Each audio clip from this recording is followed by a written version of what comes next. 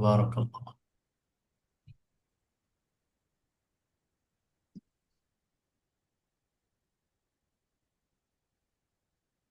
أعوذ بالله من الشيطان الرجيم. بسم الله الرحمن الرحيم. السلام عليكم ورحمة الله وبركاته. Waalaikumsalam warahmatullahi.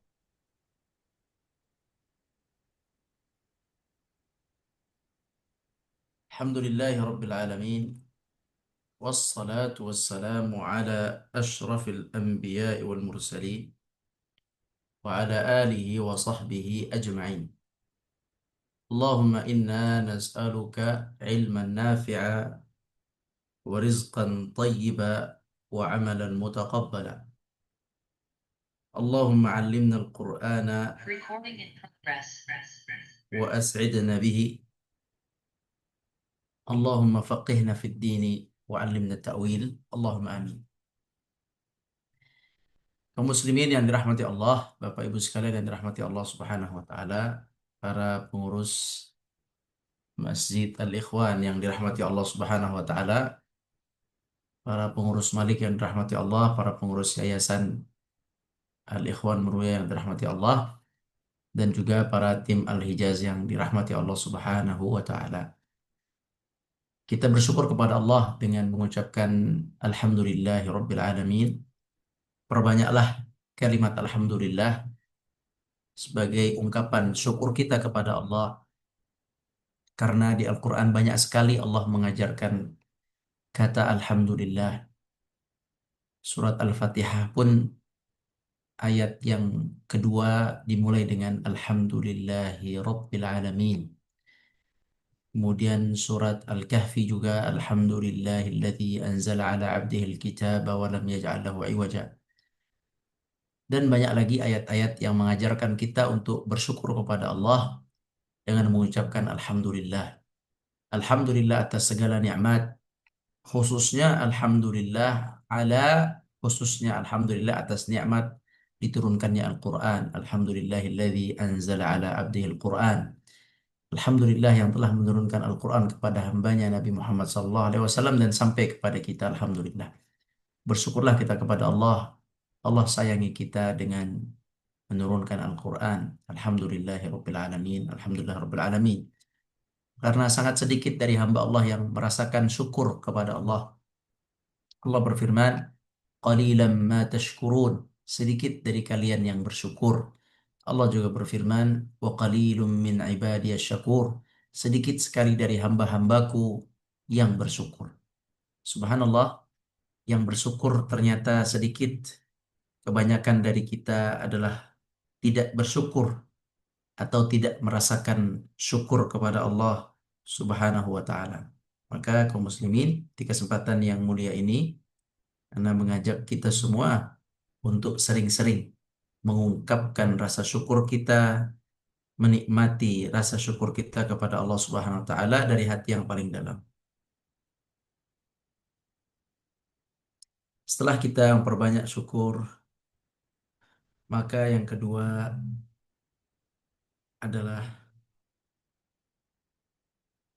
kita menyampaikan salawat dan salam kepada Nabi kita Nabi besar Muhammad Sallallahu Alaihi Wasallam dan seluruh keluarga dan sahabat dan seluruh umat yang mengikuti beliau Sallallahu Alaihi Wasallam. Bapak Ibu sekalian yang dirahmati Allah, hari ini insya Allah kita akan melanjutkan pembahasan kita hadis-hadis pilihan, dan hari ini insya Allah kita akan memasuki hadis ke-38, yaitu mengenai haram mengambil hak orang lain tanpa izin. Baik, bismillahirrahmanirrahim. Kita baca hadisnya. An Abi Umamata radhiyallahu anhu anna Rasulullah sallallahu alaihi wasallam qala man iqtata'a haqqa mri'in muslimin biyaminihi faqad awjaba Allahu lahu an-nar wa harrama alaihi al-jannah. فقال له رجل وإن كان شيئا يسيرا يا رسول الله قال وإن قضيبا من أراك وإن قضيبا من أراك. Artinya dari Abu Umamah Al-Harithi radhiyallahu anhu, Rasulullah Shallallahu alaihi wasallam bersabda, barang siapa mengambil hak milik seorang muslim dengan sumpahnya, maka Allah akan menetapkan orang itu untuk masuk neraka dan mengharamkan surga baginya. Kemudian ada seorang yang bertanya, wahai Rasulullah, walaupun sedikit, ya, seandainya yang diambil sedikit, apakah Allah akan memasukkannya juga ke neraka? Maka jawaban Rasulullah Shallallahu Alaihi Wasallam, walaupun satu ranting pohon, ya, satu ranting dahan maksudnya ranting kecil, walaupun satu ranting kecil sebuah pohon, pohon arak, ini nama pohon, bukan arak mabuk ya, kita hapus saja ini, bukan satu pohon saja, arak nama pohon, walaupun satu ranting pohon. Baik,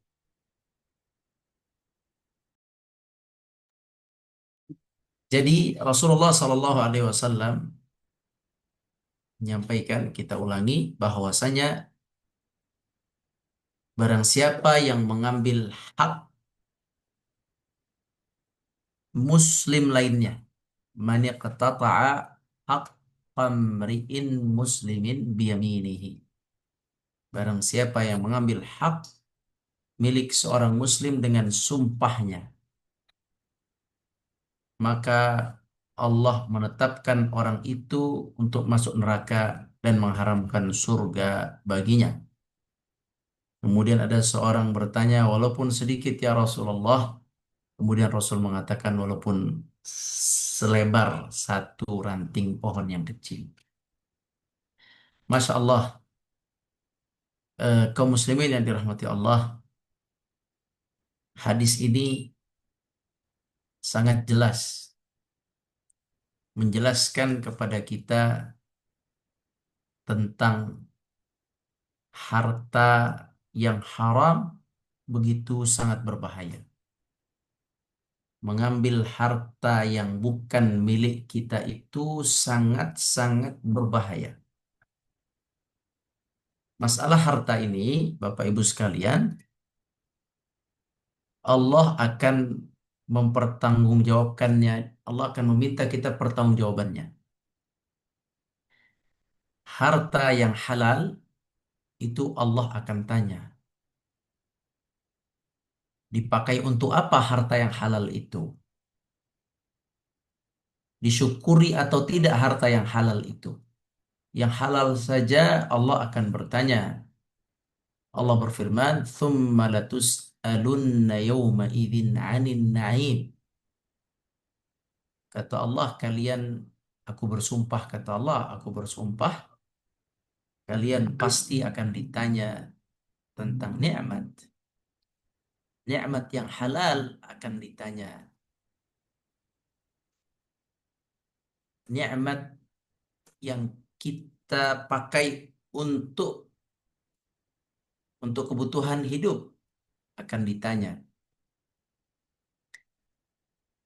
Bagaimana dengan harta yang haram akan lebih ditanya. Bagaimana dengan nikmat yang digunakan untuk yang haram, maka akan ditanya. Jadi Allah Subhanahu wa taala akan menuntut pertanggungjawaban kepada kita di akhirat kelak. Dan Allah paling tidak suka jika ada hambanya mengambil hak hambanya yang lain. Mengambil hak saudara muslim yang lain adalah sesuatu yang haram dan Allah membenci itu. Allah Subhanahu wa taala berfirman, "Wala ta'kulu amwalakum bainakum bil batil. Janganlah kalian mengambil harta di antara kalian dengan cara yang batil, dengan cara yang tidak benar. Jadi dia dapetin harta dari mencuri misalnya. Dia mengambil harta dari menilep misalnya. Dia mengambil harta dari memaksa orang untuk membayar kepadanya, memaksa orang untuk menyogoknya, ya, dipaksa. Kalau kamu tidak membayar saya tidak akan berikan hak kamu. Padahal kita berhak, tapi dia meminta kita bayaran untuk dia mengeluarkan hak kita. Ini haram. Harta seperti ini haram. Atau misalkan dia mengambil keuntungan dari riba. Ini juga haram. Dia pinjamkan orang 10.000, dia ambil 12.000. Yang 10.000 halal, yang 2.000 haram. Jadi dia mengambil harta dengan cara yang haram.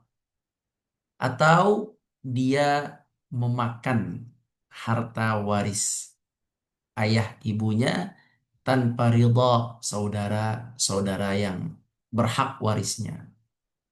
Harta waris yang dimakan dengan cara yang batil, dengan cara yang tidak benar, dikuasai, semuanya hartanya dikuasai, tidak diberikan hak ahli waris lainnya, ini pun adalah batil. Ini juga adalah memakan harta dengan cara yang batil. Ini haram. Allah Subhanahu wa taala akan tanya di akhirat, dari mana harta yang kau miliki. Jadi Bapak Ibu sekalian dirahmati Allah, kita sekarang masing-masing berintrospeksi diri, menilai diri. Saya punya rumah, halal atau tidak rumah yang saya punya ini. Lihat dari apa dulu saya beli. Apabila dia dari hasil kerja yang halal, maka rumah itu halal. Kemudian kita lihat kendaraan kita, dari harta apa kita beli. Kemudian kita lihat pakaian kita, dari harta apa kita beli. Kemudian kita lihat tabungan-tabungan kita, adakah di situ sumber-sumber yang haram, atau kita sudah pastikan semuanya adalah halal. Jadi kita perlu berintrospeksi diri, mengukur diri, kira-kira harta yang ada di rumah, ada di tempat saya, halal atau tidak. Apabila ada harta yang haram, maka hati-hati. Kata Nabi SAW, kullu lahmin nabata min haram, fannaru awla bih. Setiap darah, setiap daging yang tumbuh dengan harta yang haram, maka neraka lebih berhak terhadap daging itu. Yakni setiap hamba yang tumbuh kembang dengan nafkah yang haram, harta yang haram, dengan harta yang haram, maka neraka lebih berhak untuk membakarnya. Neraka akan menantinya. Jadi Allah tidak ridha ada kezaliman. Ya. Kenapa harta haram itu dilarang dalam Islam? Karena harta haram itu adalah mendapatkan harta dengan cara zalim. Ada hak orang lain yang kita zalimi di situ. Mencuri harta, mencuri handphone, mencuri eh, uang mata uang, mencuri laptop, dan lain sebagainya. Atau bahkan sekarang mencuri tanah. Ya. Mencuri tanah. Ini juga banyak kejadian manusia zaman sekarang memanipulasi surat tanah. Sehingga surat tanahnya ada dua dan dua-duanya asli. Semua yang terlibat dalam pencurian tanah itu Kalau dia tahu bahwa itu adalah pemalsuan surat, pendabelan surat, dia tahu itu, dia dapat bayaran dari situ, semua itu adalah harta yang haram. Harta yang haram. Itu semua akan menjadi sebab dia itu dekat dengan neraka atau neraka akan mengintainya atau neraka lebih berhak untuk dimasukinya. Wala ta'kulu amwalakum bainakum bil batil, atau dalam hadis tadi, man iqtata'a haqqa mri'in muslim, barang siapa yang mengambil hak muslim. Jadi mengambil hak muslim itu haram. Ada satu hadis di di zaman Nabi SAW yang menjelaskan seperti ini. Jadi Nabi SAW dulu itu waktu perang beliau punya seorang yang membantu beliau. Seseorang yang membantu beliau ini tidak disebut siapa namanya. Beliau ini suka membantu Nabi dan khususnya di medan perang. Membantu Nabi khususnya di medan perang. Jadi dia membawa untanya Nabi. Nah, orang tersebut ini ketika perang sudah selesai, beliau ini mengumpulkan baju-baju, maaf, mengumpulkan harta rampasan perang. Ada ada harta rampasan tuh banyak, ada pedang, ada panah, ada baju besi, ada mungkin ada dinar, mata uang yang didapati dari kantong seorang kafir yang sudah meninggal, atau ada perlengkapan lain yang ada di kantong si si orang kafir yang meninggal. Ini semua halal, harta, harta rampasan ini halal. Halal bagi Nabi dan sahabat. Jadi beliau mengumpulkan. Atau mungkin ada baju, bahkan ada baju ke kebangsaan, baju kenegaraan, baju yang bagus yang dipakai oleh musuh. Ya, baju bagus, baju abaya gitu. Nah, jadi sang pengumpul ini, sang seorang yang mengumpulkan ini, suatu ketika dia diam-diam mengambil pakaian yang bagus, abaah namanya. Jadi pakaian yang bagus, pakaian luar jubah itu diambil dan disimpan olehnya. Itu kejadian. Nah, saat beliau mengambil dan menyimpannya, maka kata Nabi SAW, maka saat itu nggak ada yang tahu. Ya, saat itu tidak ada yang tahu. Kemudian perang berlanjut ya, atau pada perang berikutnya, maaf, pada perang berikutnya dia ikut juga. Apa yang terjadi? Di perang berikutnya beliau meninggal. Si pembantu ini meninggal. Ya, meninggal di medan perang. Meninggal di medan perang. Karena meninggalnya di medan perang, lihat ya, ini kondisinya sedang lagi jihad melawan orang kafir dan dia meninggal di situ di tempat jihad dan dia pembantu Nabi Shallallahu Alaihi Wasallam. Ya, dia meninggalnya ini di perang Khaybar, maaf, di perang Khaybar. Ya, maka ketika selesai perang, mereka melihat laki-laki tersebut telah meninggal.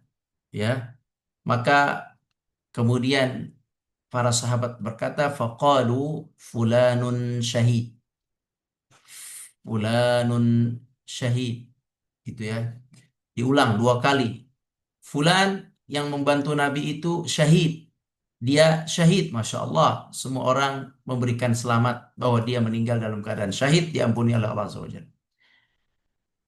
Kemudian, faqala Rasulullah SAW, ketika para sahabat menyebut orang tersebut syahid, Nabi dapat wahyu langsung. Ya, Nabi dapat wahyu dari Jibril alaihissalam. Kata Nabi, kalla, kalla inni ra'aituhu finnar. Kalla inni ra'aituhu finnar. Kata Nabi, tidak, Tidak seperti yang kalian sangkakan. Tidak seperti yang kalian katakan. Kalla inni ra'aituhu finnar. Aku baru saja diperlihatkan oleh Jibril bahwa laki-laki ini yang membantu mengumpulkan harta rampasan ini huwa finnar. Dia masuk ke dalam neraka. Allahu Akbar. Ini sedang berjihad, sedang berjuang. Kalau istilah kita sedang berdakwah, ya Allah, mengerikan sekali. Ya, sedang berjihad saja, tiba-tiba Nabi mendapat berita dia matinya dalam keadaan masuk ke dalam neraka. Dia bukan syahid. Inni ra'aituhu finnar fi burdatin ghallaha aw aba'atin. Nah, dia masuk neraka kata Nabi sebab pada sebelumnya dia pernah mengambil harta rampasan berupa baju yang diambil ditilep, kalau bahasa kita ditilep, diambil, disimpannya, tidak ada yang tahu. Wallahil azim, ibaah atau abaah atau burdah itu nilainya tidak seberapa jika dibandingkan dengan harta rampasan lainnya. Tapi sepertinya ini baju yang indah, yang bagus, yang dia tertarik, kemudian dia tilep, dilipat, ditilep, dibawa ke rumahnya. Tidak ada yang tahu. Terbongkar ketika dia wafat. Allahu Akbar. Hati-hati, na'udzubillahi min dzalik. Allah menghinakan laki-laki tersebut saat wafatnya.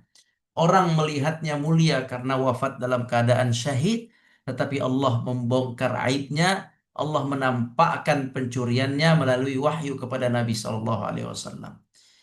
Ya, melalui wahyu kepada Nabi Shallallahu Alaihi Wasallam, Nabi disampaikan oleh Jibril, hamba ini bukanlah syahid karena dia pernah mencuri ibaah atau burdah, abaah atau burdah dari harta rampasan sebelum dibagikan. Dia ambil, dimasukkan ke dalam kantongnya. Orang-orang tidak tahu karena dia pekerja Rasulullah. Orang-orang menyangkanya dia jujur. Orang-orang menyangkanya dia tidak pernah akan berani mengambil. Tapi faktanya dia mengambil dan menyembunyikan. Maka ketika dia wafat pada perang Khaybar, Rasulullah SAW diberitakan oleh Jibril, Inni ra'aitu finnar. Dia di neraka, wahai Muhammad, karena dia mengambil sesuatu, baju baju kemegahan yang diambil pada harta rampasan sebelumnya. Kaum muslimin yang dirahmati Allah Subhanahu wa taala, jadi eh, hati-hati, hati-hati sekali dengan urusan harta ini. Kalau orang sedang berjihad atau dia ikut di padang di tempat perjuangan, kemudian dia mengambil harta rampasan yang harusnya dibagikan oleh ketuanya, ketua berhak untuk membagikan, tapi dia menilap, mencuri saat yang baik saja, saat jihad saja, pencurian itu menjadi sebab tertolaknya amalan jihad. Bagaimana jika amalan itu di bawah jihad? Bagaimana antum misalnya mengurus urusan haji kaum muslimin, kemudian antum mencuri dari harta haji kaum muslimin? Bagaimana jika antum mengurus urusan umroh kaum muslimin, kemudian mencuri harta umroh kaum muslimin? Bagaimana antum mengurus dakwah kaum muslimin, mengurus lembaga Al-Quran, na'udzubillah, na'udzubillah, na'udzubillah, kaum muslimin, kemudian menilap, mencuri harta kaum muslimin? Bagaimana jika antum mengurus masjid, mengurus Baznas, atau mengurus badan Baitul Mal, atau mengurus koperasi kaum muslimin, kemudian antum mengambil, menilap hak harta dari harta tersebut? Bagaimana semua? Walaupun dalam dakwah, justru pencurian-pencurian yang di dalam dakwah, naudzubillah, itu lebih dahsyat daripada pencurian yang di luarnya. Semuanya pencurian haram. Ada orang bersedekah, dikumpulkan sedekahnya dicuri. Ada lembaga charity yang seperti itu yang kita tahu. Orang mengumpulkan dana untuk dakwah, untuk sosial, untuk diberikan sumbangan ke negeri yang sedang dijajah, ternyata ditilep oleh direkturnya. Jadi kasus. La haula wala quwwata billah. Alhamdulillah kasus itu di dunia. Kalau di akhirat itu berbahaya. Tidak disangka, subhanallah, seolah terlihat dalam medan dakwah, tetapi sesungguhnya ada pencurian di situ. Nauzubillah min dzalik. Jadi kaum muslimin yang dirahmati Allah, barang siapa yang mencuri, maka Allah Subhanahu wa taala tidak akan ridha. Wala ta'kulu amwalakum bainakum bil batili. Jangan mencuri dengan cara yang batil, mengambil hak dengan cara yang batil, mengambil sesuatu, memakan harta dengan cara yang batil. Wa tudlu biha ilal hukam. Nah, terkadang terkadang ada orang-orang yang sudah mengambil dengan cara batil, tetapi ternyata dia ketahuan sampai dia dibawa ke mahkamah. Ya, dia sudah mencuri atau mengkorupsikan atau memanipulasi, diambil atau di laundry money diambil dan dia ketahuan masuk ke mahkamah. Di mahkamah wa tudlu biha ilal hukam. Di mahkamah dia bersumpah. Di mahkamah dia datangkan bukti-bukti palsu, dibeli bukti-bukti palsu semua, surat-suratnya, kamera-kameranya, videonya dibikin semua palsu dengan ilmu yang ada, dia tampakkan di depan hukam, di depan hakim dan dia bersumpah. Ya, dia bersumpah. Wa tudlu biha ilal hukam, kalau dalam hadis ini man iqtata'a haqqa mri'in muslim biyaminihi. Biyaminihi dia bersumpah. Jadi sudah caranya batil, mencuri, kemudian masuk mahkamah, dia bersumpah. Inna lillahi wa inna ilaihi raji'un. Ini adalah sumpah yang disebut dengan qaulaz zur. Qaulaz zur.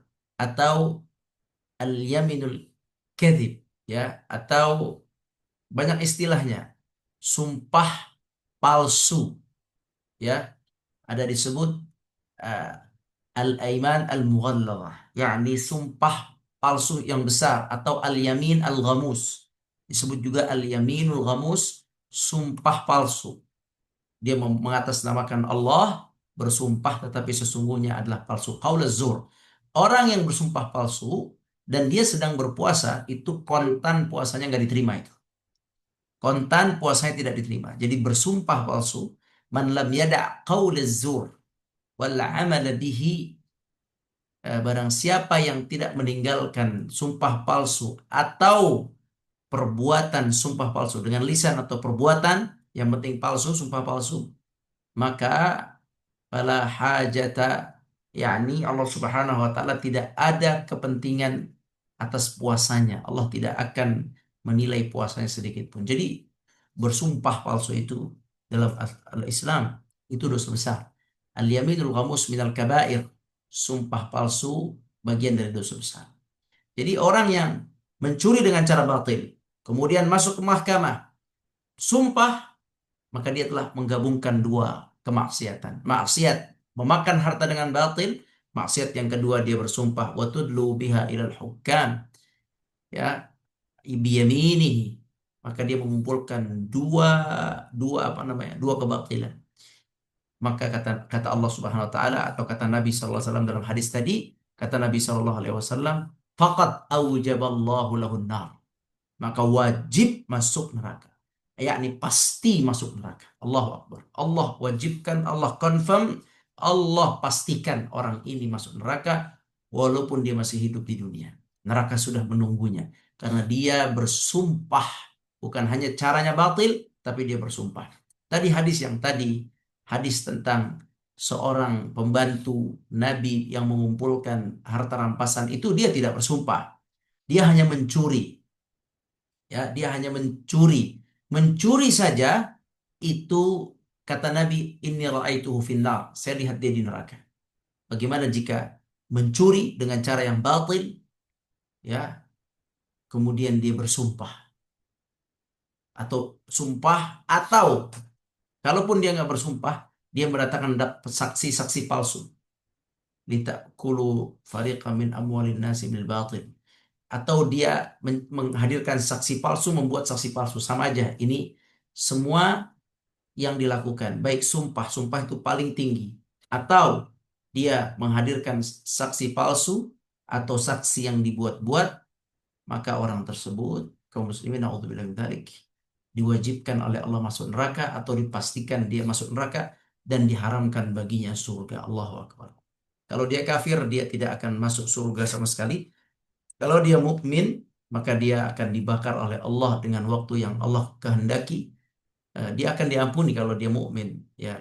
Walaupun dia pencuri yang besar, tapi dia akan diampuni. Tapi artinya dosa mencuri jangan diremehkan. Dia dosa yang sangat besar di mata Allah Subhanahu Wa Taala, diancam masuk neraka.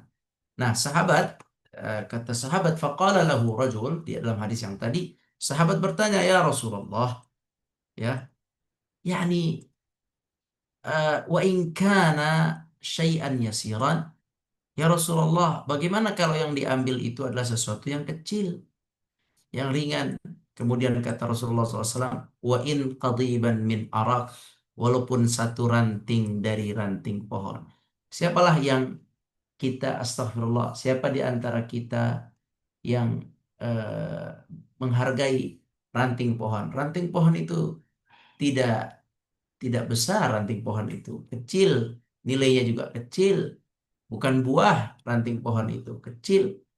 Kalaupun kita ukur ranting pohon untuk eh, untuk ukuran tanah itu juga kecil, paling sebesar telapak kaki kita, ya telapak kaki kita.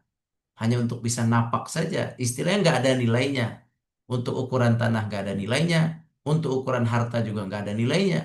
Ya kalau dulu apa namanya, ranting ranting pohon pohon ini itu bisa digunakan untuk, misalnya untuk bikin sikat, rantingnya dulu ya, pohon arak namanya, pohon arok, arok. Nah, itu nilainya kecil. Artinya kata Nabi SAW, walaupun dia mencuri dari sesuatu yang kecil, dia akan dijauhkan dari surga dan diwajibkan masuk neraka. Oleh karena itu, kaum muslimin, maka kita sebagai muslim perhatikan jangan sampai ada uang yang haram yang masuk ke dalam rumah kita. Sekarang uang haram beredar di tengah-tengah kita.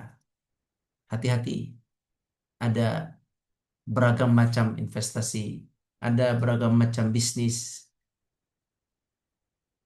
ada beragam macam akad-akad kerjasama bisnis yang bisa jadi di situ terjadi penyimpangan akad yang menjatuhkan pelakunya kepada haram.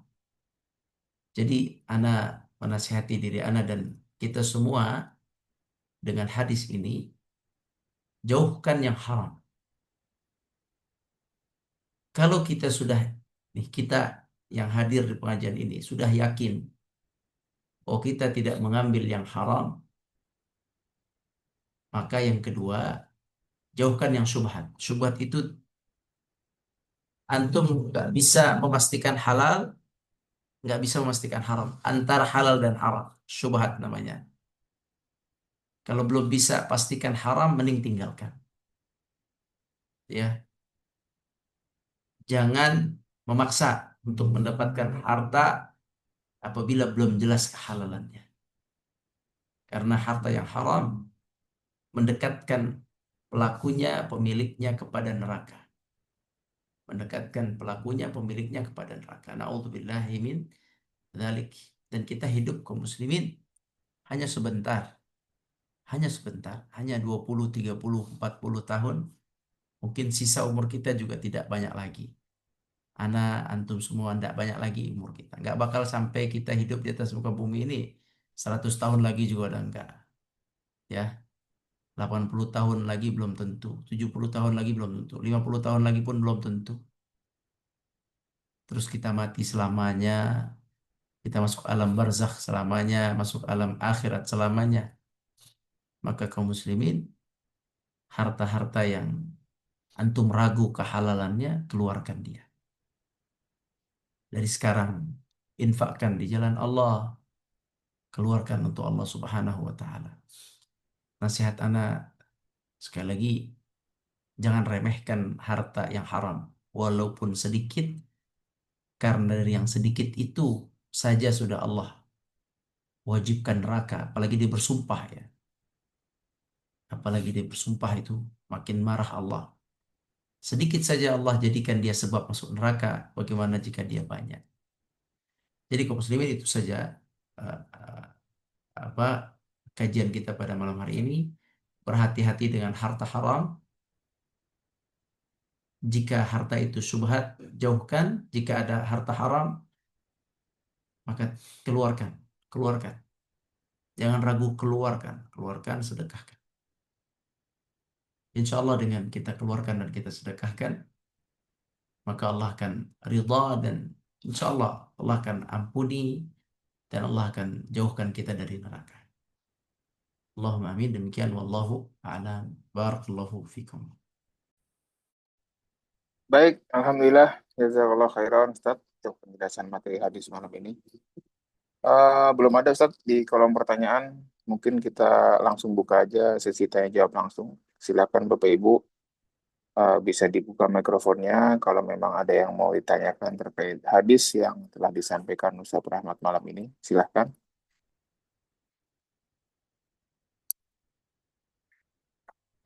Assalamualaikum warahmatullahi wabarakatuh, Ustaz. Assalamualaikum warahmatullahi wabarakatuh. Silakan, Waalaikumsalam Bu. warahmatullahi wabarakatuh. Ahlan, iya Bu. Izin bertanya, Ustaz. Hmm. Kalau dulu saya memahami bahwa kalau misalkan seumpama pohon yang tumbuh di sebelah pagar kita, jadi punya orang lain. Hmm. Terus kalau dahannya itu ke arah kita, kemudian ada buahnya, itu dulu pengertian yang saya terima walaupun tidak tahu dalilnya bahwa itu menjadi milik orang yang pohonnya masuk ke karang dia. Itu benar atau tidak benar ya, Ustadz? Jadi milik. Iya, Ustadz. Iya. Gimana itu, Ustadz? Oke. Baik, mengenai buah-buahan atau pohon ya. Jadi gini, ada hadis sebenarnya mengenai itu. Jadi apabila kita punya pohon, ya kita punya punya pohon atau orang lain punya pohon, kemudian buahnya keluar dari apa namanya tuh pagernya, ya keluar dari pagernya, itu sebenarnya bukan kemilikannya berpindah kepada orang lain, bukan berpindah menjadi milik kita atau menjadi milik orang lain, tidak. Tetapi buah yang keluar itu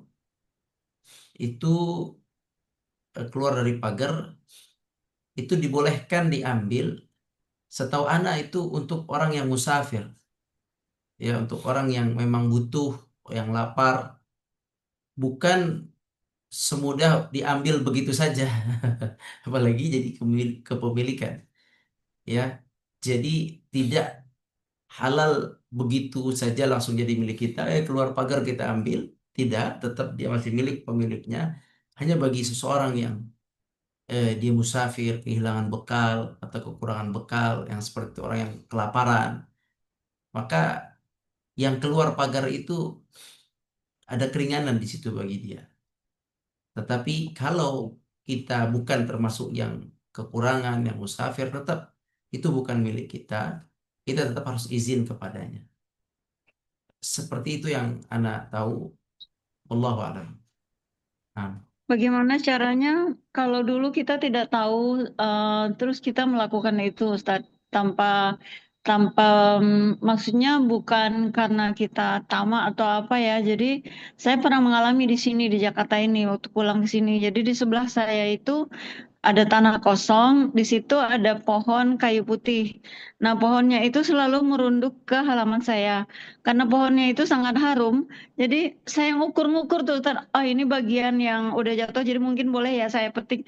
Nah, saya pernah melakukan itu. Berarti kan itu nggak boleh ya, Ustadz. Nah, suatu ketika pohon itu terbakar sendiri, Ustadz, karena pohon kayu putih itu kan dia volatile, jadi gampang terbakar kalau dia kena panas. Terus saya pikir, ya pohonnya mati, saya jadi ikut ikut sedih gitu. Padahal ternyata itu mungkin cara Allah melindungi saya, jadi jangan ngambil mulu. Berarti nggak boleh. Gimana caranya, Ustaz? Cukup minta ampun aja karena nggak tahu atau saya harus Iya, gimana gitu, Ustaz? udah gak ada orangnya. Dulu itu tidak ada yang punyanya Fasum, punyanya komplek, tapi kemudian dibeli oleh orang lain dan sekarang udah ada bangunannya. Khair, karena insya Allah pertama ketidakfahaman secara secara sempurna, ketidakmengertian secara sempurna, atau kefahaman yang kurang sempurna ya. Tadi bukan salah total, tapi kurang sempurna. Karena kan tadi ibu yang dipetik itu kan memang yang keluar. Karena memang ada penjelasan tentang apa namanya, tentang pohon yang keluar batas pagar itu ada penjelasan tentang itu, pembahasan tentang itu. Ya, apakah boleh dimakan atau diambil itu ada memang dalam fikih kita. Cuman mungkin tadi agak sedikit kurang sempurna sehingga difahaminya boleh dikonsumsi dimakan oleh semua gitu kan. Padahal wallahu alam yang ulama sepakati itu adalah tadi yang Anda sampaikan.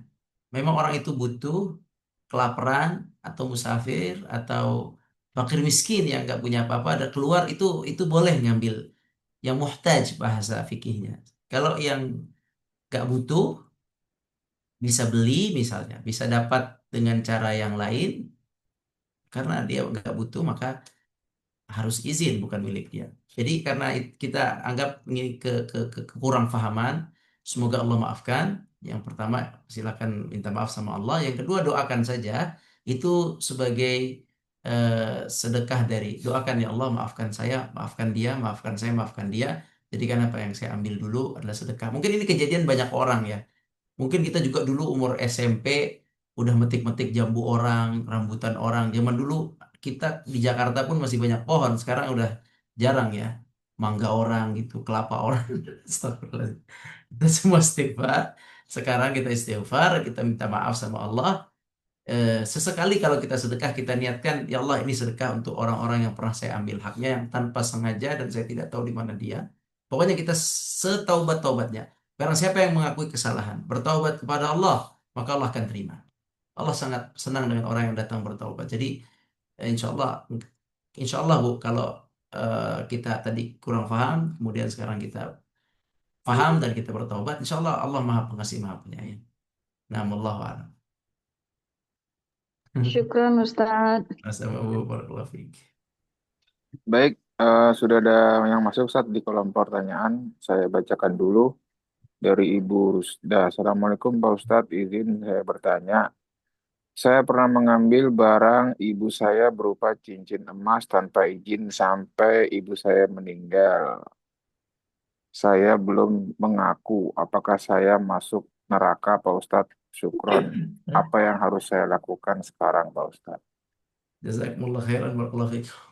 Yang pertama tadi Ibu Iin yang nanya pertama ya. Anda ucapkan terima kasih atas kolagelnya Bu Iin barakallahu fiik. Jazakumullah khairan.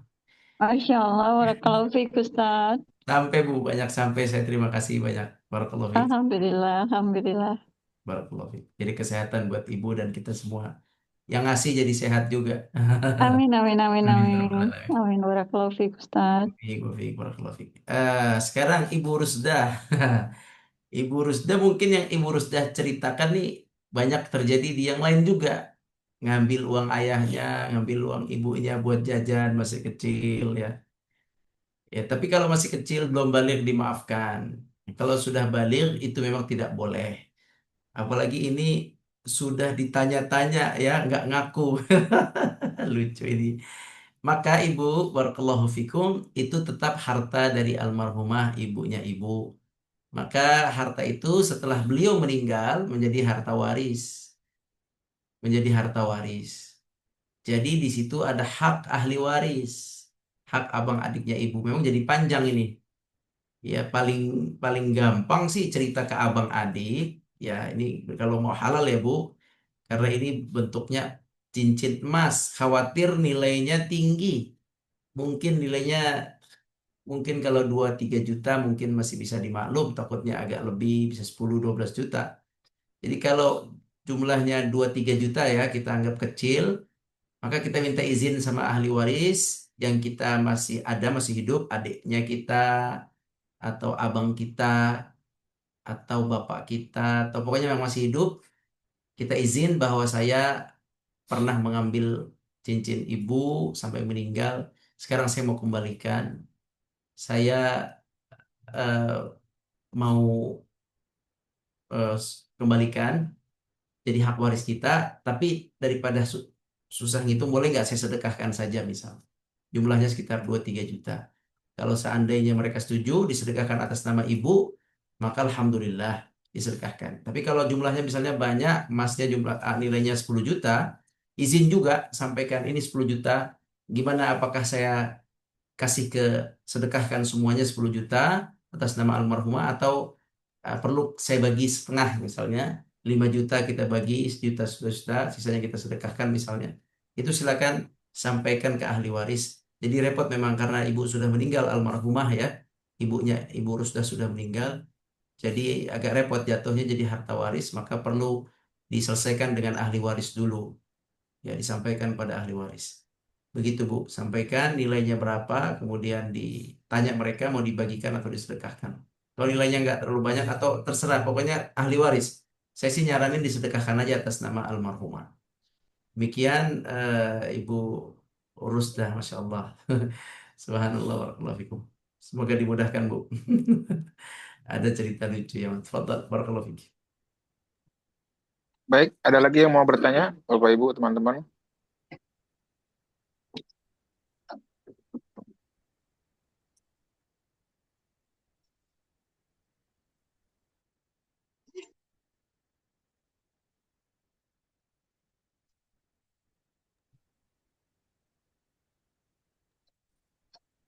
Baik, Alhamdulillah, kayaknya udah paham Ustaz ya terkait hadis malam ini.